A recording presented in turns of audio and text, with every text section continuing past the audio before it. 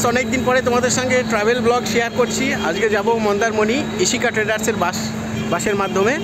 তো এটা ইশিকা ট্রেডার্স যে বাসটা সেটা ছাড়ে হচ্ছে বর্ধমান রাজ কলেজ মোড় থেকে। দেখো আমার পিছনে বাস। এটি হলো দীঘা যাওয়ার ডাইরেক্ট বাস বর্ধমান থেকে, যেটি প্রতিদিন রাত 9টার সময় বর্ধমান রাজ কলেজ মোড় থেকে ছাড়ে, যার নাম হচ্ছে ইশিকা ট্রেডার্স।